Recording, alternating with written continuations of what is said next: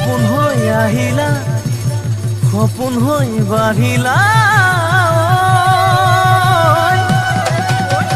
যৌৱনত পথাৰত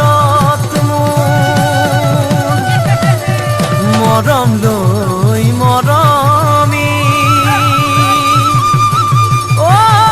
আনৰ হৈ লগৰী নহবা নহবা